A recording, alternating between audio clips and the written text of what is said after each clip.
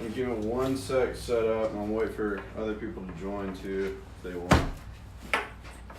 But I'm gonna post this on YouTube too, so everybody can check it out after.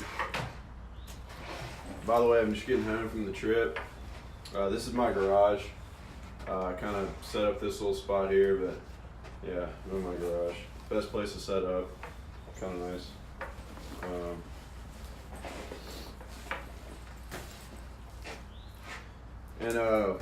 The stuff I'm going to get into, it's the stuff I've learned from other people. I mean, Dr. Peter Attia, Ronda Patrick, Tim Ferriss. I mean, like, literally all this stuff is from them. And what I'm gonna talk about is this is hopefully will be a learning experience for you guys as well. And this stuff is new science and stuff I've just delved into in the past 8 months being out of school. So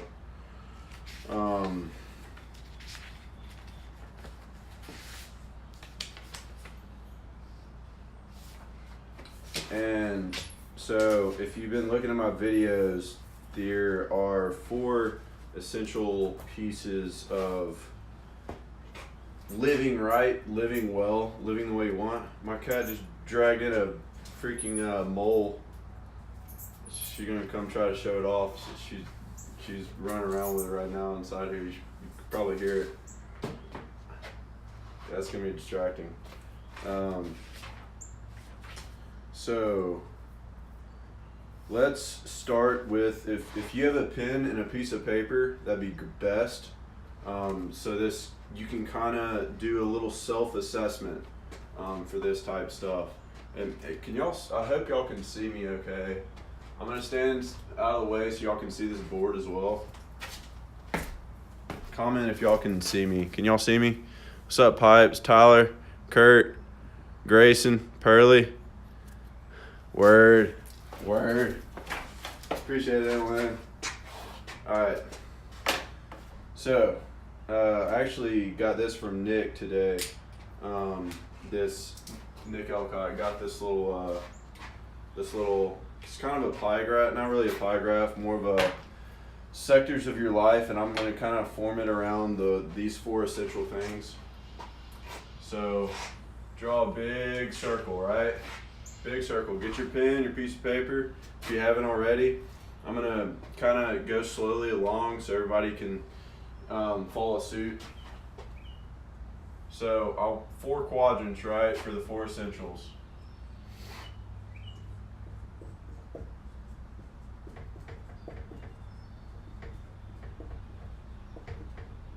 Can y'all see that?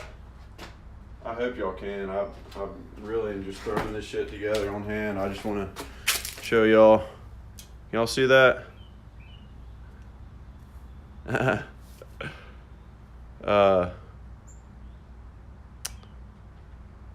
What's up, Ryan, Dalian, TJ?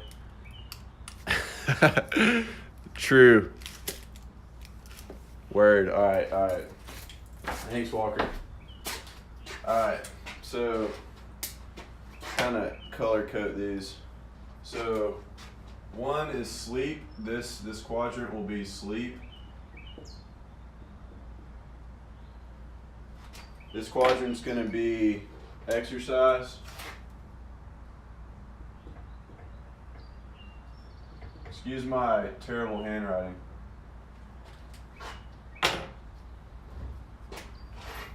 This is going to be food.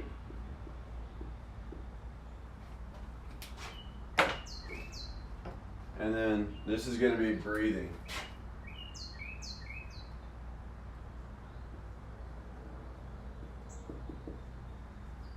All right, so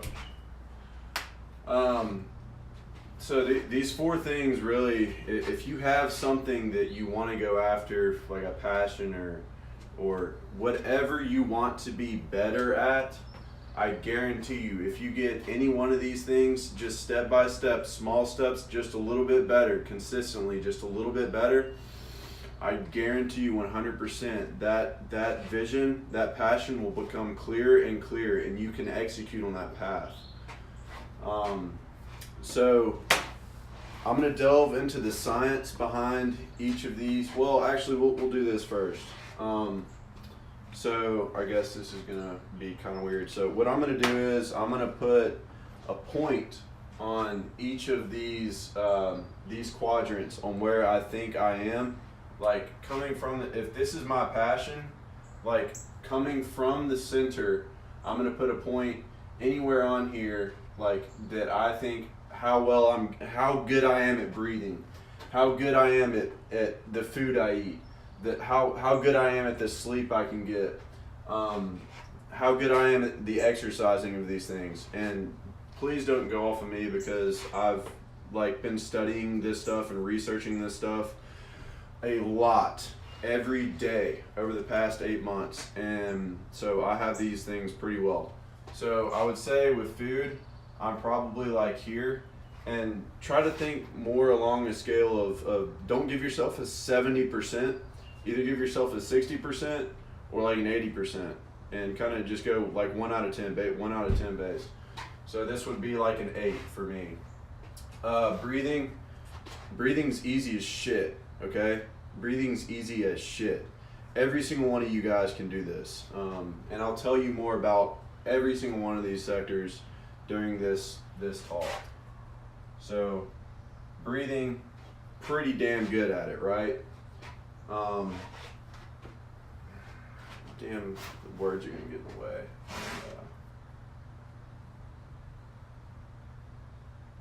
Just gonna make the graph better.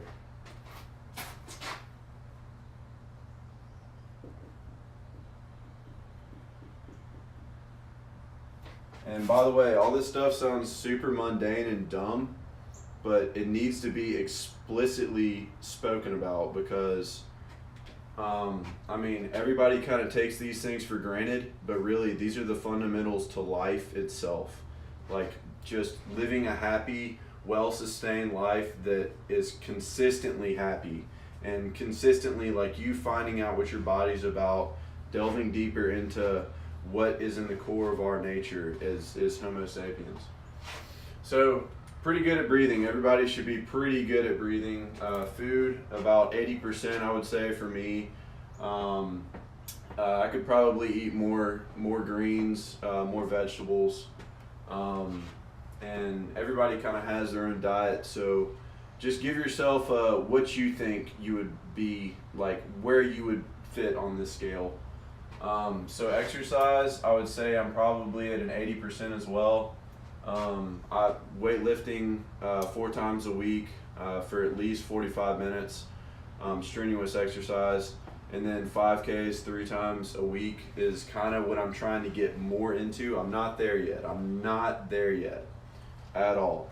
And by the way, I don't have all these things figured out either. I just want to show you guys exactly how to utilize these things, figure these things out on your own, and get better at them. And I'll tell you how to get better at them. And really, small steps are key. And I know I'm gonna harp on that a lot. Small steps are key. I don't even know if y'all are listening. Exercise, about 80% I would say of what I want to be at. Sleep, I say I'm probably at a 60%. And so once you have this graph kind of laid out, do this for me. I want you to draw a line between each adjacent quadrant, meaning draw a line between this point, this point, this point, and this point. So do like this. I chose a crappy color. I wish I had chosen like black for this, but just do like this. And so that kind of shows you where on this pattern where you can be immediately better at. So I need to work more on sleep and food. So everybody kind of, if you're just joining, write this graph out, and for each quadrant, food, sleep, exercise, and breathing, put a point on this scale where you think you are, like this being 1, this circle being 1, this circle being 10. Like on a scale of 1 to 10, and don't choose 7 because 7 is a cop out. It's an easy average grade to give yourself. You're either making a D or you're making a B. So you either studied or didn't study. Well, for me, because I had to study throughout school, so I'm a dumbass. Anyway, so 80% I would say for food. I'm just gonna write it out. And then 60% for sleep, like meaning the level of efficiency I am at each one of these sectors. Breathing, I mean, everyone is at 100% for this, and I'll tell you why in a minute. And exercise, I'm probably at 80%. I really, really like exercising a lot. So I can see here that sleep and food would be best for me.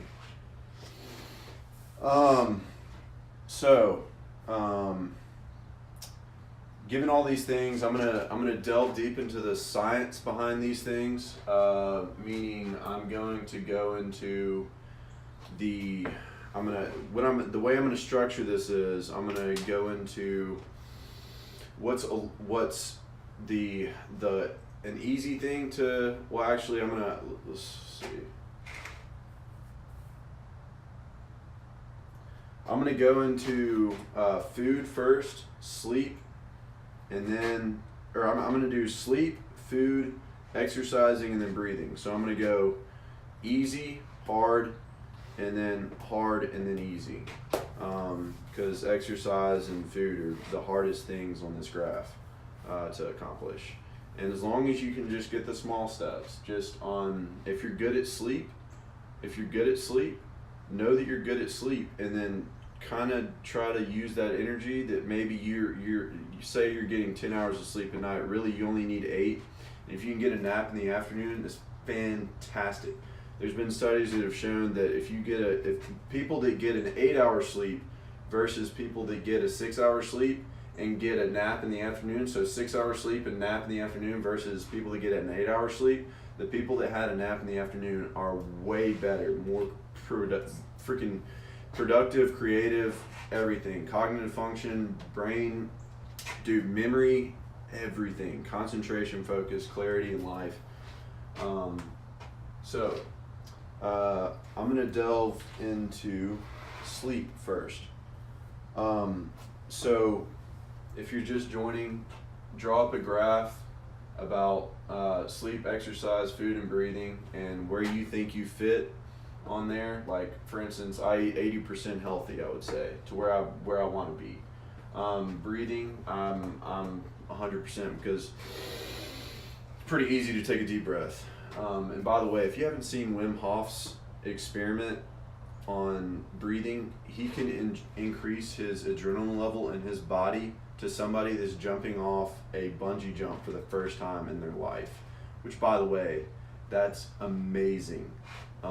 And Vice News did a video on that, which is wildly impressive from Vice. I don't watch any Vice. I just saw that one on Wim Hof, and he literally taught this guy how to do all these different breathing exercises, and then extremely cold water, way below freezing temperatures, this running river. Anyway, I'll get into more of that later, but anyway, he was able to jump in that water and stay there. All right, sleep. So I'm gonna go into what is, if you're not getting enough sleep, I'm gonna tell you the negative effects of that. So you're gonna have hormonal imbalance, illnesses come easier, your immune system is down, your learning capabilities are down, your memory is bad, and you can feel that in yourself. Just ask yourself if you're good on any of these things when you're bad on sleep, and you're probably not, because I know I'm not. Really the information I'm getting this from is Adriana Huffington from the Huffington Post. She did a huge sleep study on this, there's plenty other freaking amazing scientists that go after this work, and it just takes a simple lookup of sleep patterns and recognition, understanding your sleep and what all the sleep is about. You're more susceptible for diabetes and obesity as well. That's awful. So 30% of adults and 66% of adolescents are sleep deprived as well. So I mean that's amazing too. So chronically sleeping less than 6 hours a night is linked to stroke increase by 4.5 times. So if you're not getting 6 hours of sleep a night consistently, you're more likely to get diabetes by 4 or 5 times. I'm sorry, increased risk of stroke by 4 or 5 times, which is crazy. Hold on one sec, I'm gonna grab some water, I'll be right back. Oh shit, what up? How y'all doing? B-Dog, what up, son? Bolt, Dakota, Evan, how's it going? Yes, sir.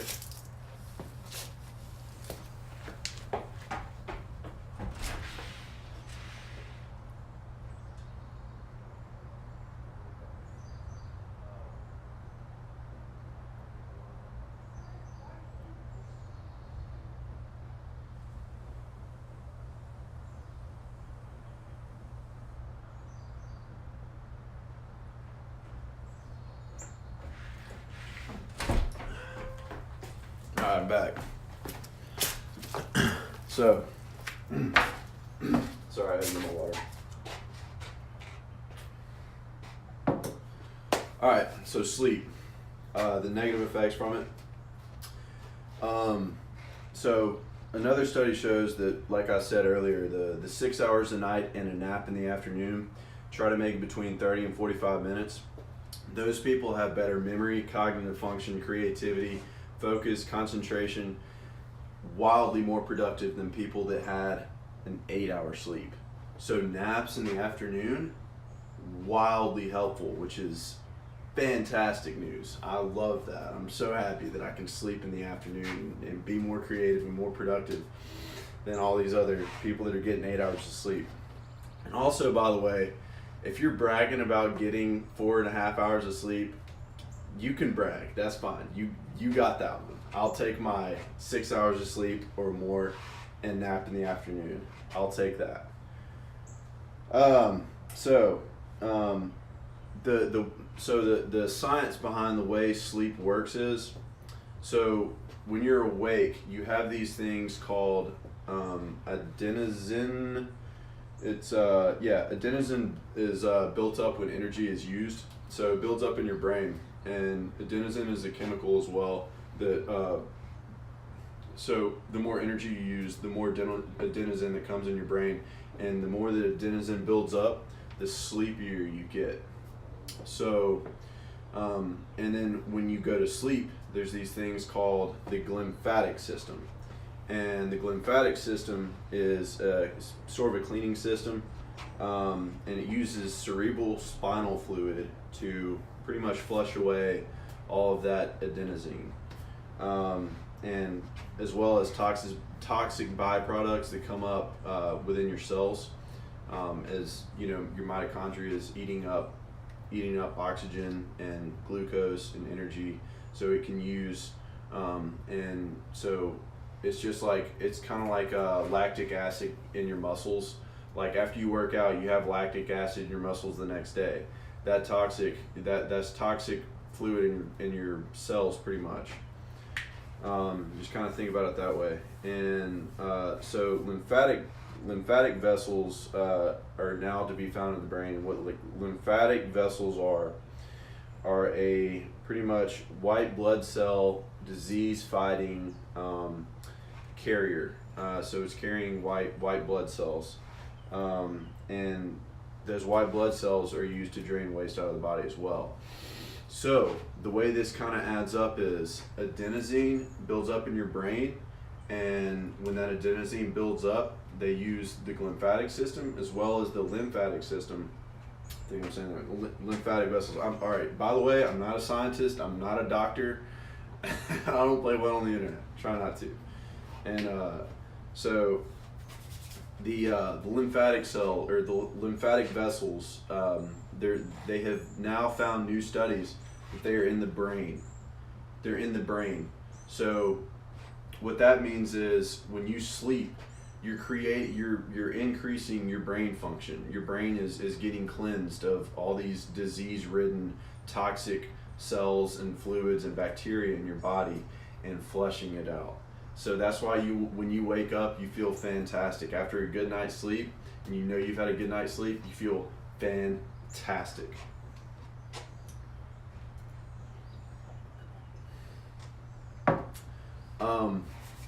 So, all right, that's the science behind breathing. And I'll tell you how to get better at getting better at sleep. So, realistically, it's the easy way to get better at sleep is either sleep in, which is very, very awesome and easy. And when you do that, you can, I mean, literally just wake up an hour later. Like you were planning on going downstairs and you know, getting some coffee and coming back upstairs and stressing out about your test at 12. There's been studies that have shown that people that get more sleep do way better on tests. Way better. Even if it's the same day. And also stressing yourself out to study for that test isn't going to help you. So if you know that you stress out while you study for that test, it's not going to help you. You're not going to retain that information. So kind of the way that, you know, I mean, if you want to sleep, just sleep. Like if you feel like you want to sleep, sleep. It's as simple as that. If you feel like you want to sleep, sleep. It's that easy. Naps, awesome, fantastic. So if you feel like you want to nap in the afternoon, nap. Go to bed a little bit early. I mean, all these things are implicit and they're easy to understand. They're easy to put into practice as well. Sleep is super easy. And so another thing about all these different things is if you're getting food, breathing, and exercise down, your sleep will become wildly better. So they all kind of connect with that. I mean, if you don't have any of these things down, none of these things, if you have breathing, like it's easy to take an in-breath and then just exhale. An in-breath and exhale. So anyway, I'm going to go into the breathing in a little bit. That's wildly beneficial. And it's one of the easy ones. So just stay with me. So food. All right, and this is another subject altogether. So by the way, I'm going to re-say it. Small steps are key, okay? So if you want, say for instance, that you want to stop eating a Snickers bar at work. By the way, I used to do that all the time. I would eat a Snickers bar every day at Capstone at the University of Alabama, and I loved it. I was like, yes, give me that Snickers bar. It's delicious. I feel like I need somebody else here to bring on some like comic relief or some shit, because like, I don't know. Anyway, so that Snickers bar at work. So instead of eating that Snickers bar, or actually do this, buy the Snickers bar but split it in half and then give it to somebody else. Anybody will take that Snickers bar because Snickers are freaking awesome and delicious. So small steps just like that. Just buy the Snickers bar but split it with somebody. Give it to somebody else.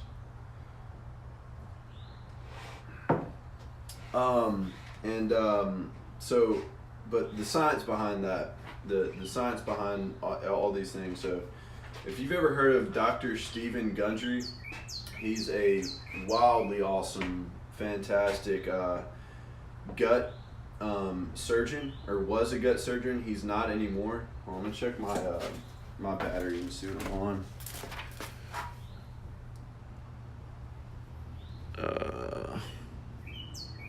I'm good. Let's go. So what's up, Hamilton, Marina? How y'all doing? All right, Dr. Stephen Gundry. So another lady, Ronda Patrick, foundmyfitness.com is a huge resource for finding more about, what you need to do with exercise and food. She's wildly beneficial in that, and that includes intermittent fasting and things like that.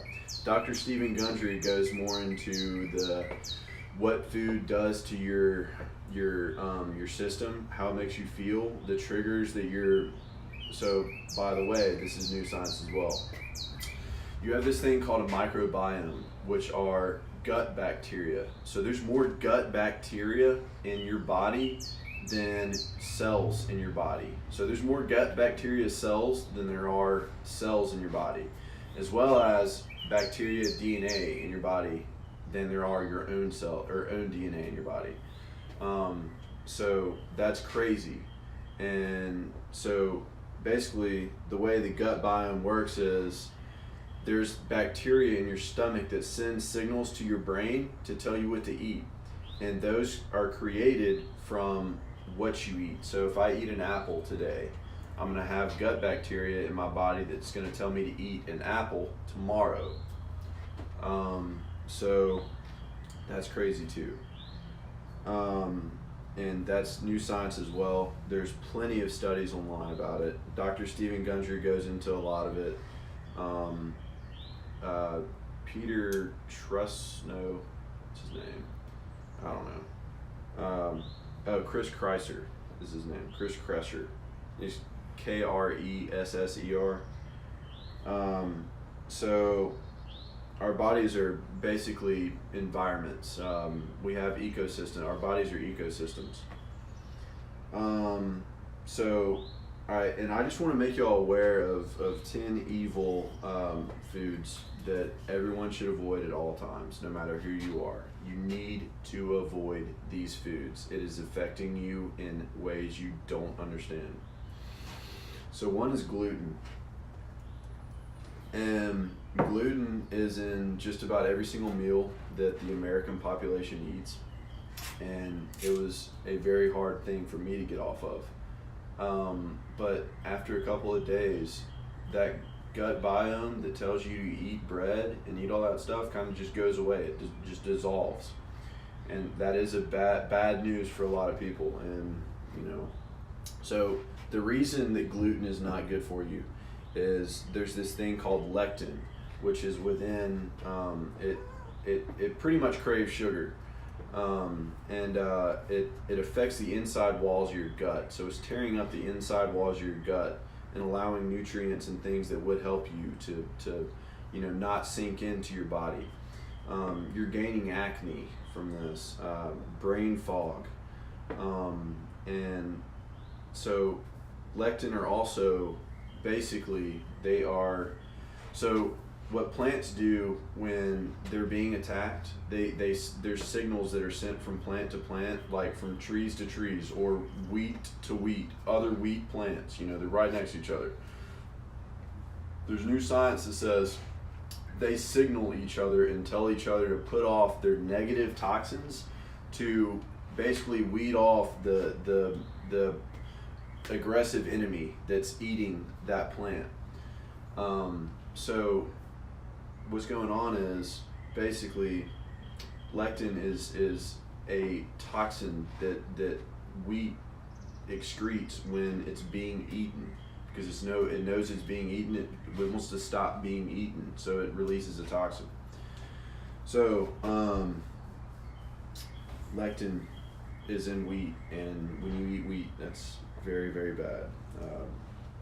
Brain fog, acne. And honestly, I'm so much clearer now that I don't eat bread. I don't know if it's just the bread, but I'm so much clearer now. I don't eat bread at all. I try not to. I had pizza 2 nights ago with B-Dug and Trey. But you gotta have cheat days too. You gotta have those cheat days.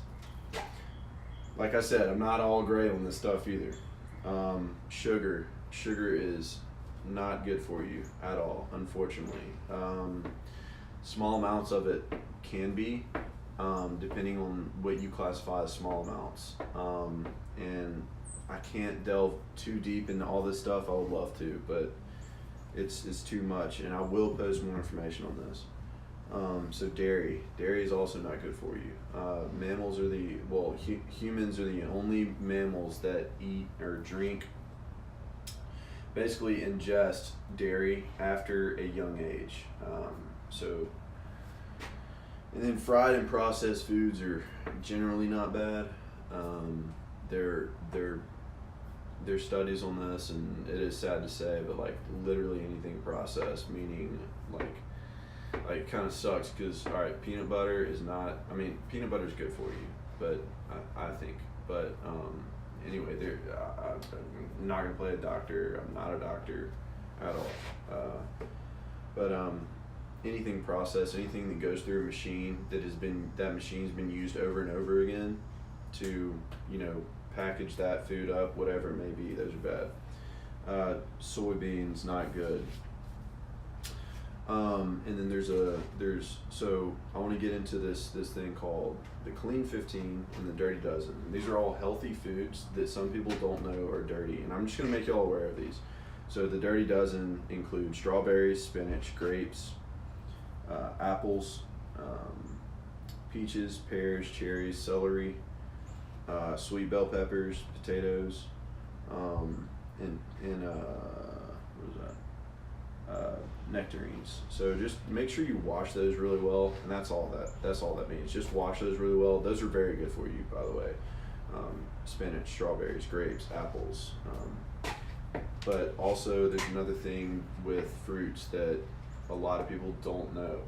And with fruits is there's a lot of fructose, which is ingested by the body as such, but digested as sucrose, which is sugar. And it's pretty much like eating a Snickers is kind of like eating an apple nowadays. Unfortunately, I love fruits, and you can tell on my face that I'm sad that that's a thing. So all right, another Clean 15, which these are enormously really good for you as well, and these are all clean when they come out of the package. So sweet corn, avocados, pineapples, cabbage, onions, sweet peas, papayas, asparagus, mangoes, eggplant, honeydew, kiwi, cantaloupe, cauliflower, and grapefruit. And then, so another thing that I learned from Dr. Stephen Gundry is, and you can look these up online, the Clean 15 and the Dirty Dozen. Another thing that I learned online was olive oil. Olive oil is fantastic for you. Get as much olive oil as you can all day. So if you like salad dressing that you think is full of fat, it is, but that's good for you. That is good for you. Not ranch, but I'm talking like balsamic vinaigrette, that like sweet wine vinaigrette that you can get too. I carried that around on my trip if y'all follow along my Instagram. And those are awesome, by the way. So sweet potatoes, fantastic for you. The carbohydrates in there are wonderful. Pork is fantastic for you as well. This is another fun fact. So Okinawa has the highest lifespan rate of any human population on Earth. And what they eat is sweet potatoes and pork. They eat two things, sweet potatoes and pork. That's all they eat. And they are super, super healthy. Every single person in that country is super healthy. So I would get deeper into this fruit thing, but I don't know if I have enough battery for all this. So there's this guy named Dr. Gary Fettke, and what he does is he's a very well-known nutritionist on YouTube as well. He has a video called, I think it's called like Fruit is No Good or No Fruit. Just search like No Fruit, Dr. Gary Fettke, Fettic, or sorry, Fettke, like Fettke. And he'll teach you all about how fruit was made into a high fructose carrying food. And it's actually, it's kind of scary. It's kind of scary, realistically. and there, so what he kind of says is he teaches you like where in history that fruit has become more well known. So what fruit is pretty much in humans history in the past like million years, we used to eat fruit right before winter to fatten us up. So during winter when we were hungry, our brains would feed off the fat that accumulated on our bodies, right? So that's one thing to keep in mind, and he talks a lot about that. So also leafy greens, just if you get anything from this food, more leafy greens. Leafy greens have way more vitamin C, vitamin E, vitamin D, vitamin K2, all these fantastic vitamins in them, calcium, magnesium, potassium, fiber, vitamin B, vitamin K1. Cat's over here with this mole again. So those leafy greens have way more vitamin C, vitamin B, vitamin K2 than fruits do at all. So if somebody's telling you that fruit is full of vitamin C and like your orange juice is full of vitamin C, they're bullshitting you. They don't know what they're talking about, because vitamin C, and there is some, but there's nowhere near. If you're trying to get vitamin C, like if you're trying to get vitamin C, instead of like getting sugar as well and then getting processed basically like oranges being crunched up over in this machine constantly. Anyway, so leafy greens, that has an enormous amount of vitamin C, way more than orange juice does, way more than like oranges as well. Let's see. Give me a shout out. I'm about to check this. Word, how y'all doing? What's up, Tanner? Is marijuana? Oh yeah, no doubt, bro. No doubt. What's up, Vickers? Yeah. Hamilton, what's up, man? Brad. Mike, it's good. Tyler, Schools.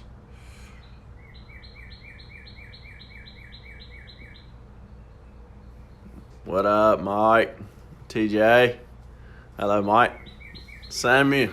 How we doing, Samuel? Addison. I'm about to get in the breathing. I'm getting into it in a minute.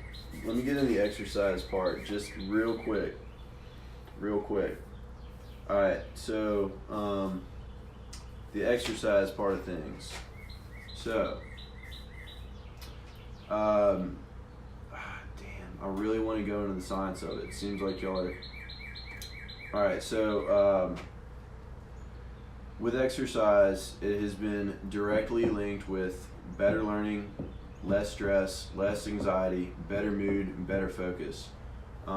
This was a study done by the California Department of Education, and students that basically exercised more, better fitness, had higher test scores than the people that didn't. That's wild. And that was in December 10th, 2002. And then in 2007, another study was done, and high impact running improved learning as well. So, as well as they learned vocab 20% faster than students that were sedentary. So students that were active versus ones that weren't. The ones that were active learned vocab 20% faster. Wish I knew that. I'm awful at freaking vocab, bro. So something with the brain is the brain has to grow to learn. So it's got to create new neural pathways, new neurons to actually learn.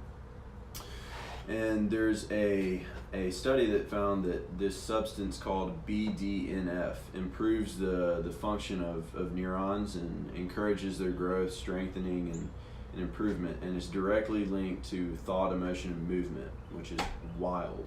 So this BDNF chemical was sprinkled onto neurons in a petri dish on a study done with John Rainey, and he wrote a book called Sparkleness. And so what happened was when that BDNF was sprinkled, by the way, it means brain-derived nootropic factor. That's what BDNF means. So when this brain-derived nootropic factor was released on top of these neurons in a petri dish, the neurons created new neural pathways. And the reason that this is linked with exercise is 20 to 40 minutes of aerobic exercise one day increases BDNF in the blood by 32%. 32%. BDNF by 32%. By the way, if you're just getting on, look at the so each of these quadrants are a piece of your life. So rate yourself on how good you think you are. So I'd say I'm 80% on food, 60% on sleep, 80% on exercise, and 100% on breathing. And I'm not good at a lot of these, so I'm trying to get better. And then draw a line between each of them, and you kind of see which ones you're lacking in. And really the small steps for each of these are key. So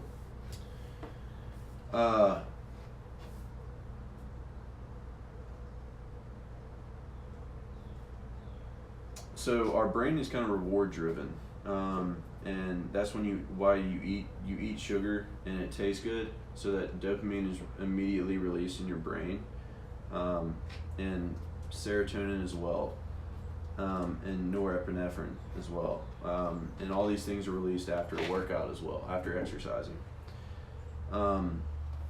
So this is a crazy stat. So James Blumenthal did a 16-week trial in 1999, and he found that 30 minutes of jogging 3 times a week was just as effective as Zoloft, an anti-anxiety pill. So people that exercise 30 minutes of jogging 3 times a week was just as effective as Zoloft. A freaking drug that you put in your system. That's amazing. So also cortisol, this is important too. So cortisol is really, you have a certain amount of cortisol in your day. And by the way, if you wanna skip to the breathing or whatever it may be, I'm gonna put this on YouTube as well, so it'll be out there full time. So cortisol is released during a workout as well, but you get a certain amount of cortisol every day. So there's a certain amount of cortisol in your body every day, in your brain, and what cortisol is it's a chemical released in your brain that causes stress. Cortisol causes stress, and during a workout, if you can get your cortisol levels released faster and faster, then you're gonna have less during the rest of your day. So if you can work out in the morning, that is key. If you can get that, that is key. Let's see. All right, now to the breathing. This is the freaking best. I love this shit. You know why? Because breathing is one of the new science that's out there that nobody knew about, that everybody took for granted. This stuff is out there and it's available as a resource. You guys can go do your own research, but I'm gonna give you a little bit here about what it's about, and it's freaking crazy. So basically, let me see. All right, so mitochondrial energy is created from oxygen, and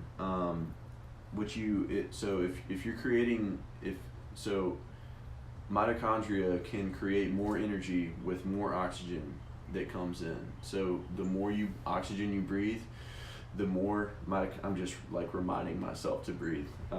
So the more oxygen you can bring in your system, the more energy mitochondria can produce.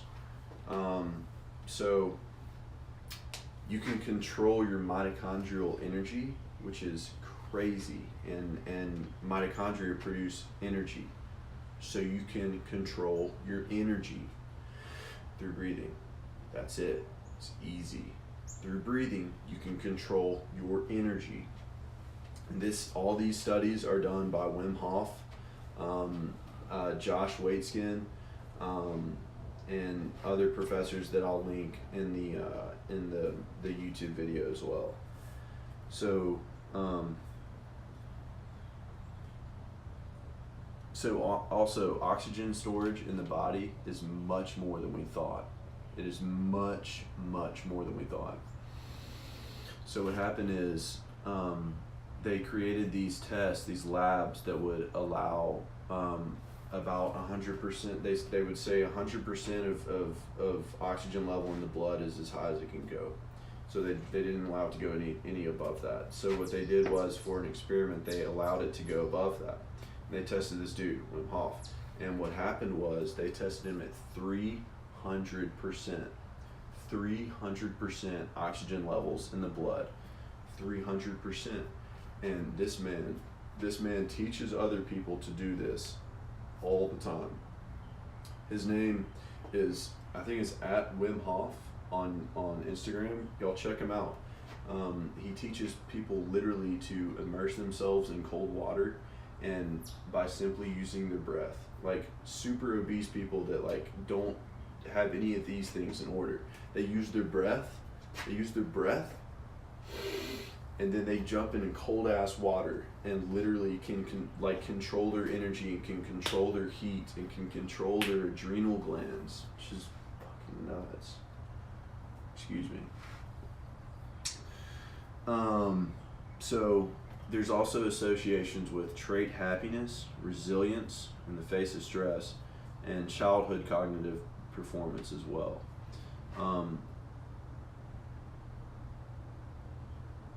So also it's important to note, very important to note, that increased adrenaline is possible. You can increase your adrenaline levels to more than you think. And what Wim Hof showed is, during an experiment on Vice, you can look it up on Vice on YouTube. And what happened is this man basically had more adrenaline. They measured the adrenaline in his body to more than somebody that was jumping off a bungee jump for the first time. And I know I mentioned that earlier, but so this dude created more adrenaline in his body than somebody that was jumping off a bungee jump for the first time in their life.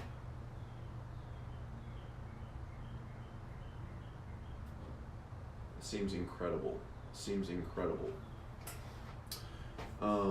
And so there's new science coming out on this every day. And like, if you're interested in the breathing exercises, go look at that Vice News. It'll tell you how to do all this stuff as well. And so I'm going to tell you a little bit more how to get this stuff down. So just small steps are key. Literally, like exercising, like if you don't feel like running, like go and walk. If you don't feel like walking, but like you think you can run a little bit, do a sprint. And then slowly your body will adapt to that. The body is so resilient, y'all. It is so freaking resilient. It is absolutely crazy.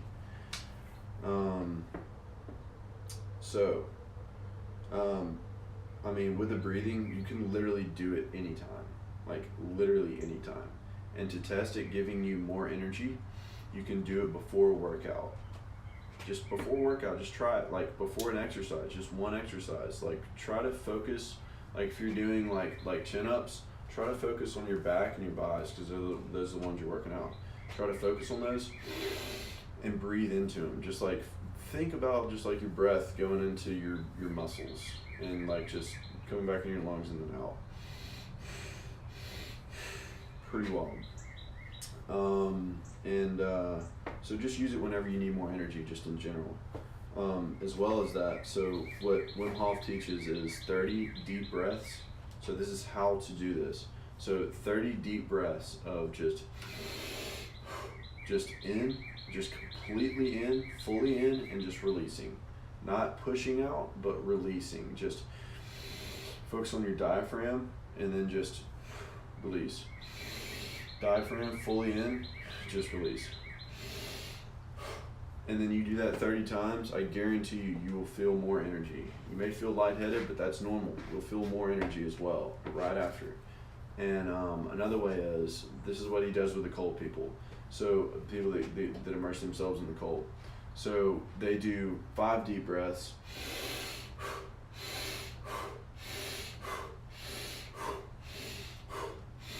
And the last one, hold it in, and then just hold it in, and then squeeze down and push like the oxygen into your head, into your brain, and just like hold it there for as long as you can, and then just continue that process over and over again. And remember, the body's resilient, and also remember, small steps are key. If you don't even want to take a lot of breaths, just take 1 or 2 or 3. You know, it's easy. So I already went over the sleep and how to get better at that. Just kind of sleep in, go to sleep a little bit before. Also, turn out all the lights in your room. Sleep in the cold as well. No lights. It does affect the rhythm of your brain cycle and your REM sleep. It does affect it. So with food, if you're an extremist and you want to immediately get rid of bad eating habits, for instance, if you want to immediately get on salad and spinach and asparagus and cabbage and all these leafy greens, as well as, I like to eat meat. Some people don't think it's good, but grass-fed beef is really good. I've got deer in my fridge right now, and that's my main source of red meat. But that and fish, and then chicken as well. Try not to get the chicken that's in those disgusting farms with, they genetically modify these chickens for large breasts. Those are not good for you at all. I mean, I don't know about y'all, but I wouldn't want to be eating a chicken that's been sitting next to, like, is touching 10 chickens at once, and like eating shit, like eating cheap ass shit, and then like you're eating the meat of that chicken that's been eating nasty shit, living in an awful like element. Not good. So if you're trying to be an extremist with that, try 4-day fast.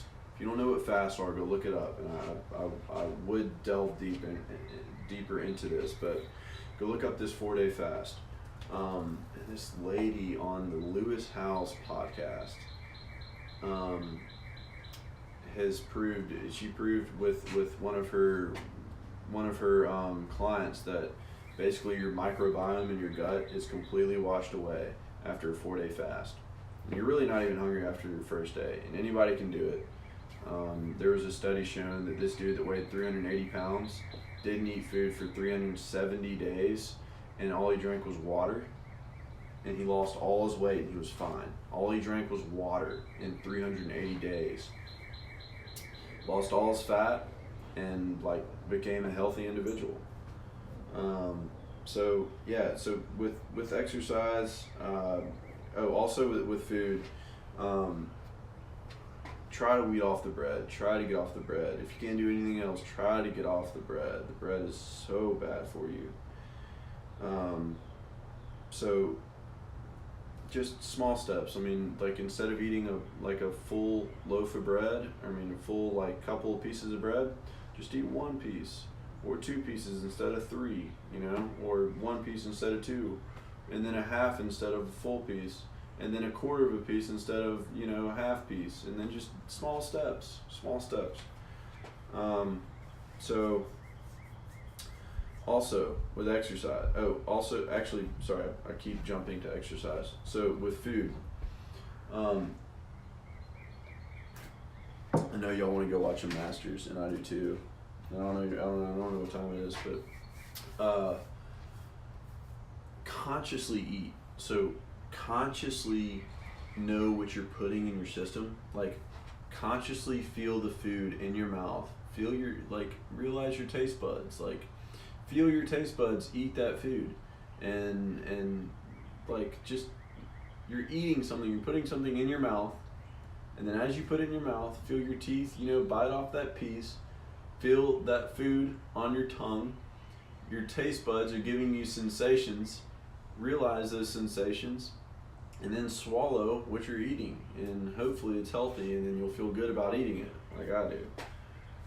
I don't always, because I had pizza the other night, but you gotta have cheat days too. I think cheat days are key, and it's not really a diet, so just treat yourself right? Just treat yourself right. Sorry if I'm being super cringy too. So this is my first time doing this. All right, so with like exercise, and I've kind of talked about this a little bit. So just walk, just get some sun, and if you feel like you can run like half a mile, go run half a mile and walk back. Go run half a mile and walk back. If you feel like you can run 75% of a mile, go run 75% of a mile and walk back.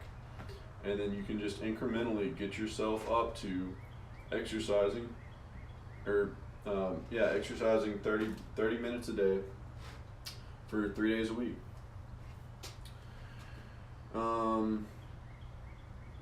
I mean, literally small steps. I know I've harped on that a lot, but it should be explicit. And then also like posture. Keep your like shoulders back, and like it helps your breathing. It increases like the level of dopamine in your brain, like that excretes like on a normal period of time. Like it'll give you a little bit more than what you're used to. I mean, it increases self-confidence. It increases so many different things. So sleep as well. So just like if you feel like sleeping, sleep. I mean, if your body is telling you to sleep, sleep. Otherwise, get after it. But like right now, I'm about to go back inside, and I may watch the Masters. I'm not sure. I'm going to create the video first, but so just literally little steps. Do this for yourself. See what you need to work on. Execute the one you know you're good on, because everyone can do this. Everyone. And then utilize this thing to get better at exercise, get better at food, get better at sleep. So if you want more energy, with exercise, breathe. Just breathe. That's it. Breathe. Get that oxygen in your lungs. You get more energy. You can run more. You can walk more. You can go farther than your body thinks. I guarantee it. There's this new dude named David Goggins. Wild man. Went through the Navy SEALs 3 times, and is now one of those like very long distance runners. I forget what to call it at the moment, but anyway, he was nuts. Like he showed everybody that you can push your body back past your limits.